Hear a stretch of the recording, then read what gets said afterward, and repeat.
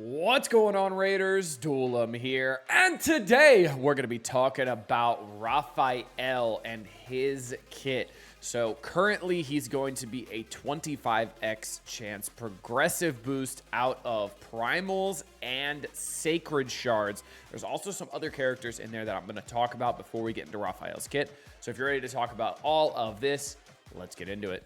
But first, make sure you're clicking that download link or scanning the QR code to get Karato Fox Hunter. The second you start the game, an amazing legendary nuker. At level 10, you're going to be getting Tagore, an amazing epic support character. At level 20, you're going to be getting Fane, who's got some incredible turn meter steal, as well as some pretty crazy damage. And then at level 30, you're going to be getting Vergus, who's a defense-based champion, to help keep your other characters alive.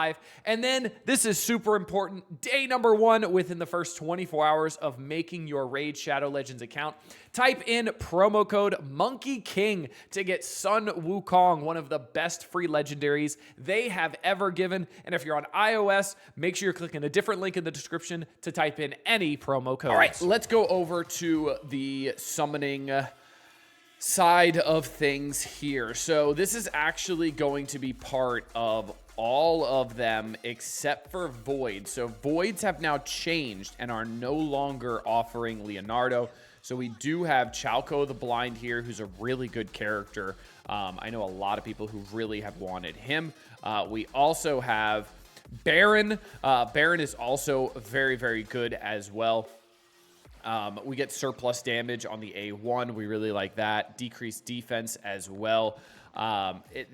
This guy is really good, honestly. Attacks one enemy, damage increases according to the number of buffs on this champion as well, which is really great, which we talked about Leonardo having that as well in the A3. And then attacks all enemies, will ignore shield and shield buffs and block damage buffs, as well as 50% of the target's defense. That's really, really nice too. He's very, very good. And then we also have Tormund the Cold here, who is part of this is the Ice Golem guy. This is the main boss, right? And this guy is really, really good. He's very useful in fire mode hard because he's got a lot of freeze on his kit. He's also got HP burn as well. He's got a lot of stuff on his kit. He's got provoke. He's got heal reduction. He's got block buffs. He's got a lot of stuff in his kit. He's a very, very good character as well. But again, these summoning chances are definitely a bait, right? These progressive chances, we've talked about it before. We'll talk about it again. These progressive chances are a bait. They're not great at all. They're not great. So we also have in the Ancients, Primals, and Sacred. So we've got 5 characters here. So Colite the Ash Arrow, he's not bad. He's pretty good, actually. So his passive is really good. So he actually helps when there's turn meter decrease against your team, is really nice. Each critical hit fills his champion's turn meter by 10% and heals them by 10% of their max HP. Also really, really nice. He's got some self-healing in there. Cheshire Cat, also very good. Got a passive that does not let him die, which is really, really cool. He put a block damage and a perfect veil out there. He's got a lot of AoE damage as well. Gets an increased attack out there before doing the A3. Perfect veil as well. Very good character. Who's this? Arashi the Riptide. I don't know who this is. I didn't even see this guy before. Perfect Veil, increased crit damage, damage based on HP. Okay, so he's an HP nuker, it looks like. Extra damage to Veil and Perfect Veil. That's not bad. Ignoring Stone Skin. That's always good too, so nothing wrong with that. And then place the Perfect Veil on his champion. Oh, okay, cool. Nice. Nothing wrong with that. Okay, he seems pretty good. What's his aura? 28% speed in all battles. I was going to say he looks like an arena champion. And then we have Hefrak. Yeah, if you don't know who Hefrak is, you should, because Hefrak's kind of nuts. So his A1 attacks one enemy, places an extra hit if this is critical. You're gonna crit, right? We always have 100% crit rate.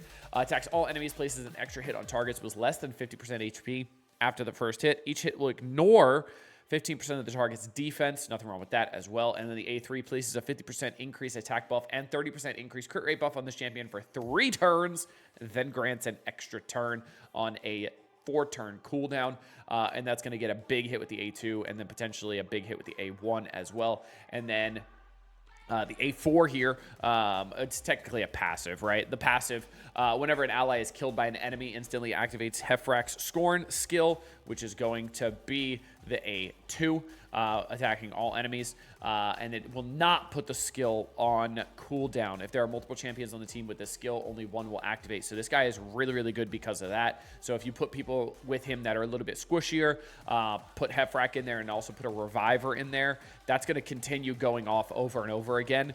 He's also a great pair with Sun Wukong as well, because Sun Wukong obviously has that passive revive that's really, really big after 3 turns. So that can keep proccing his passive over and over again, which keeps putting his A2 out there, which does a lot of damage, which is really, really nice. Now, let's talk about Raphael. And personally, this was always my favorite Ninja Turtle. Not sure about you guys. The reason why, A, because he was red. Red was my favorite color, still is. My car is red. I've had a red car for my entire existence of having a car. I've had it for 10 years now. Kind of crazy there. Let me know what your longest time having a car is. Mine's 10 years. I know, wild. All right, but yeah, Raphael, awesome. I also loved the... I can never remember the correct name for these. Elektra has these from like Marvel. I can never remember the correct names for these. I always called them daggers, but I know there's like a specific name and I'm going to get roasted for not knowing it, but oh well. But I always enjoyed like the brutality of him as well with the 2 blades. Again, he's red. He's always been kind of the most fierce of the Teenage Mutant Ninja Turtles, so he's always been my favorite. So he's going to be a legendary attack-based character, part of the Barbarians faction as well. He has a lot to do with crit. But yeah, let's get into the kit here. So his aura is going to be increase ally attack in all battles by 30%. Nothing wrong with that. 30%, pretty good. I think the highest I have is 33% with Supreme Gaelic, but other than that, I think that's pretty much as high as it gets. Now we got Raphael. So Sewer Skewer. Once again, hitting it out of the park with the ability names. Absolutely amazing. All right, so the A1 attacks 1 enemy 2 times, places a block revive debuff if the target is killed. Really nice there. Nothing wrong with a block revive debuff. Always great there. Each critical hit fills this champion's turn meter by 10%. So obviously you're going to have 100% crit. He's going to get 20% turn meter from the A1. And you have to remember, we're going to come back to this when we get to the passive. Just don't worry. We're going to come back to this. This is way better than this looks. The books just give it extra damage. Nothing crazy. 5% per book. Now for the A2, Seismic Slam. Not Seismic. Seismic Slam. I'm sure this is a play on words on something, and I'm just stupid and don't get it. Let me know if you know what it is, and because I'm curious. Attacks all enemies. So it's a 4-turn cooldown, book down to a 3-turn cooldown. Attacks all enemies. Will ignore shield and block damage buffs if attacking under a Berserk debuff placed by this champion. If this champion is not under a Berserker debuff placed by themselves, the damage inflicted against enemies under shield buffs is increased by 50%. And then each critical hit fills this champion's turn meter by 10%. So more, 10% turn meter. Potentially 4 enemies out there, right? That's 40% turn meter. Really, really nice. That's awesome. Also, we're going to talk about Berserk. I actually had to look it up to see what Berserk was. I was kind of curious. I had never seen it before, but we'll talk about it in EA3. Not today, Knucklehead. Amazing again. Attacks 1 enemy 3 times on a 4-turn cooldown, book down to a 3-turn cooldown. Each hit will ignore 20% of the target's defense. Places a perfect veil and an unkillable buff on this champion for 2 turns if the target is killed. If the target survives, places a Berserk debuff on this champion for 2 turns. Instead, this debuff cannot be resisted or blocked. So what Berserk does, Berserk debuff, it's actually a debuff that you're putting on yourself. But what it does is it increases your damage output by 50%, but it also increases your damage received by 50%. So it's kind of a double-edged sword, right?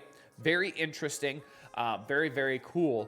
But it definitely can cause some issues if you don't have some survivability, some heals from obviously like Michelangelo, has a bunch of heals on his assists and stuff like that. But this is very interesting.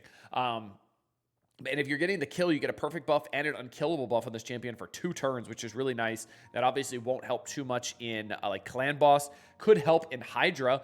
Obviously, if you're going to be getting, killing the heads and stuff like that, not bad. And again, book down to a 3-turn cooldown. And then again, we have Michelangelo with his, I think it's A2 that gives the drops the cooldowns by 2 on everybody. So really, really nice. And then the passive, NYC Beatdown.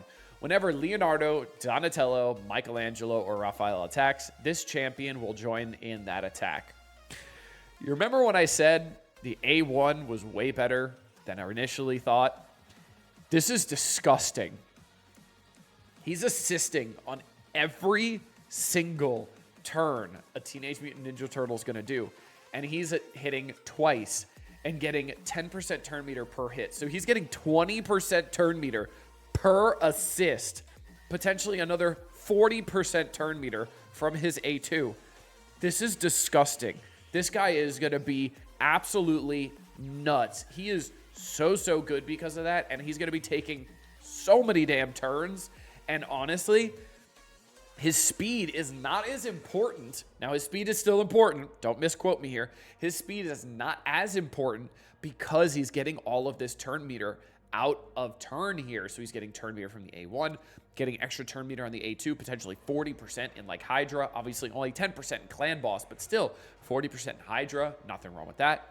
And this is going to be really impactful because then you could focus a little bit less on speed. Not as much, but still you could focus a little bit more on attack, crit damage, all that good stuff. And this is really nice.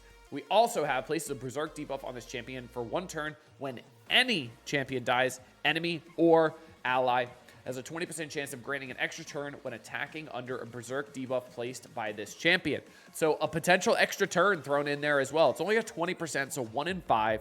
Nothing crazy there, but still, it's still a potential chance for an extra turn. Extra turns are always amazing. So Raphael, very good. We have now talked about all 4 of the Ninja Turtles. Leonardo, by far the best. Raphael, second best. I'd say probably Donatello third and Michelangelo fourth. And that is not to like discredit Michelangelo at all. Michelangelo is still absolutely insane with the heals. He doesn't do the heals. Donatello does the heals. With the increased attack buff from the A1. I sneezed. I'm sorry. With the extra increased attack buff from the A1 that he's going to be doing all the time. Decreased defense, potentially a stun, debuff spread as well, and then also 75% chance of placing a 50% decreased attack, and then he's got the taunt as well, leech debuff for the heals, all that good stuff. Then he's assisting, he's got the taunt.